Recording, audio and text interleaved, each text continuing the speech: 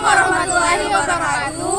Kami dari kelompok 2 akan menjelaskan materi terkait behaviorisme.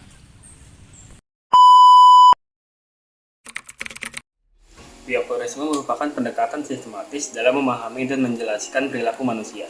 Yang menjadi fokus utama penelitian ialah stimulus dan respon lanjutan yang dapat diamati secara objektif sebagai objek studi psikologis.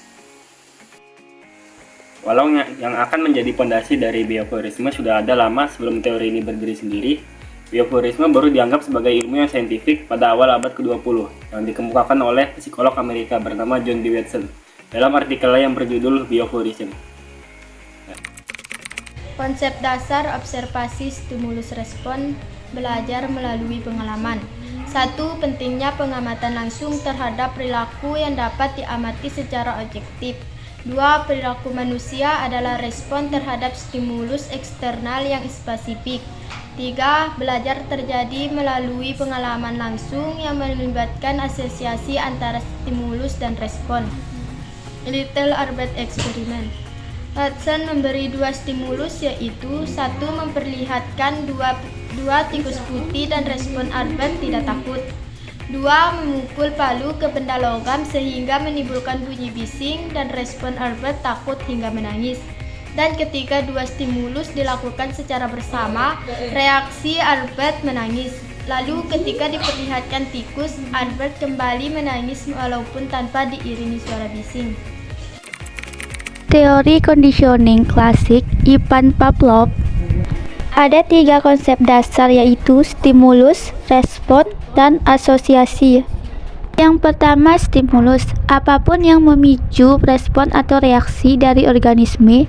Yang kedua, respon, reaksi atau perilaku yang ditunjukkan oleh organisme terhadap stimulus. Yang ketiga, asosiasi, terbentuk ketika adanya stimulus yang berbeda menghasilkan respon yang sama. Pavlov's Dog Experiment.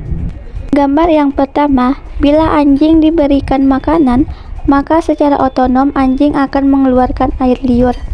Gambar kedua, ketika dibunyikan sebuah bel, anjing tidak merespon. Gambar yang ketiga, lalu diberikan makanan setelah dibunyikan bel terlebih dahulu, sehingga anjing akan mengeluarkan air liur.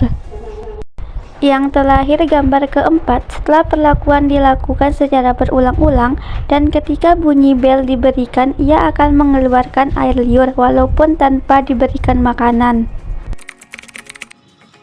Adapun konsep dasar ada 3, yaitu ada penguatan, hukuman, ataupun penguatan proses.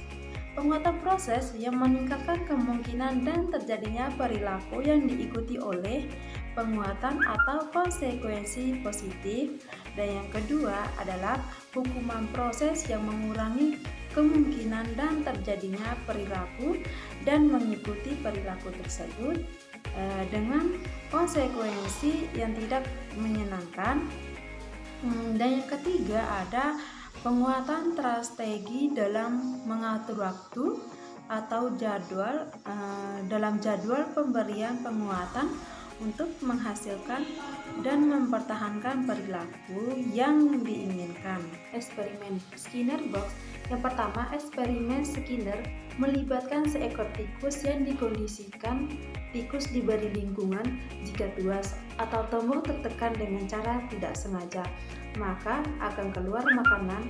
Lama-kelamaan, setelah terbiasa atau terkondisikan, tikus dapat mengetahui bahwa penekanan tombol dalam mengeluarkan makanan.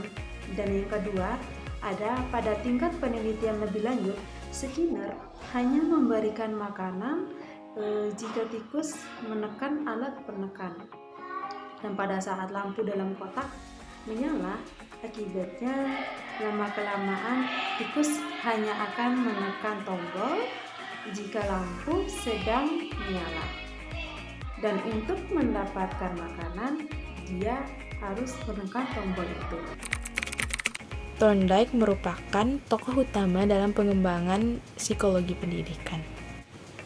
Thorndike mengembangkan 2 teori dasar yang menjadi dasar pendekatan behavioristik. Yang pertama, teori hukum efek atau law of effect. Teori ini menyatakan bahwa perilaku yang diikuti konsekuensi yang menyenangkan cenderung akan muncul kembali, sedangkan perilaku yang diikuti konsekuensi yang tidak menyenangkan cenderung akan berkurang. Yang kedua, teori hukum latihan atau law of exercise. Teori ini menyatakan bahwa latihan yang berulang-ulang dalam situasi yang sama meningkatkan kecenderungan perilaku tersebut untuk muncul. Adapun eksperimen yang dilakukan Thorndike yaitu puzzle box eksperimen. Dalam eksperimen ini, Thorndike memasukkan seekor kucing dalam keadaan lapar ke dalam puzzle box yang dilengkapi dengan alat pembuka bila disentuh. Kemudian, Thorndike meletakkan sepotong daging di luar puzzle box tersebut.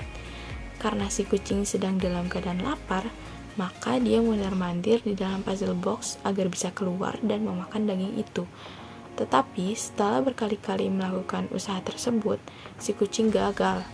Nah, ketika dia tetap berusaha mondar-mandir, tanpa sengaja dia menekan tombol sehingga pintu puzzle box terbuka dan dia dapat memakan daging itu. Percobaan tersebut diulang-ulang sehingga tampak bahwa pola kucing tersebut untuk bisa keluar dari puzzle box sama. Akan tetapi, semakin lama dia berusaha, semakin hanya butuh waktu dan usaha sedikit untuk bisa keluar dari puzzle box. Nah, ketika teori Thorndike ini diterapkan dalam pembelajaran, contoh sederhananya seperti ketika seorang guru sedang menjelaskan materi yang sedikit sulit untuk dipahami siswa. Nah, alangkah baiknya jika diulangi lagi. Tujuannya adalah agar siswa benar-benar paham dan mendapatkan inti dari apa yang disampaikan oleh guru tersebut. Teori personalisasi sistem of instruksi dari Fred Simon Keller. Fred Keller lahir tanggal 20 Maret 1899 di Kansas, Amerika Serikat, dan dikenal sebagai tokoh psikologi pendidikan. Konsep dasar PSI adalah pendekatan pendidikan yang berfokus pada pembelajaran dan mandiri dan individualisasi, di mana siswa bekerja melalui materi pembelajaran dalam tingkat kecepatan mereka sendiri. Untuk penerapan teori bioforistik dalam kegiatan pembelajaran tergantung dari beberapa hal, seperti tujuan pembelajaran, sifat materi pelajaran, karakteristik peserta didik, media dan fasilitas pembelajaran yang tersedia. Pembelajaran yang dirancang dan berpijak pada bioforistik memandang bahwa pengetahuan adalah objektif, pasti dan tidak berubah, sehingga belajar adalah perolehan pengetahuan, sedangkan mengajar adalah proses pemindahan pengetahuan. Contoh paling umum dalam penerapan teori bioforis dalam pembelajaran ialah sistem kurikulum pendidikan, yang dimana lembaga pendidikan menciptakan kurikulum yang sudah tertata, dan pelajar diharapkan dapat mencapai hasil tertentu yang dapat diamati dan dinilai. Adapun contoh lain dari implementasi teori bioforis dalam pembelajaran sebagai berikut. Yang pertama ialah drill and practice, yaitu yang dimana guru memberikan soal dan siswa diminta untuk menjawabnya secara berulang, hingga mereka menguasai konsep atau keterampilan yang dipelajari. Yang kedua ialah reinforcement through immediate feedback, yaitu sebuah dorongan respon yang langsung diberikan ke pelajar guna meningkatkan semangat belajar. Contohnya seperti umpan balik positif yang diberikan ketika siswa menjawab dengan benar atau mencapai hasil yang diharapkan. Sedangkan umpan balik konstruktif diberikan jika ada kesalahan agar siswa dapat memperbaiki pemahaman dan keterampilan mereka. Sekian dari kelompok kami. Wassalamualaikum warahmatullahi wabarakatuh.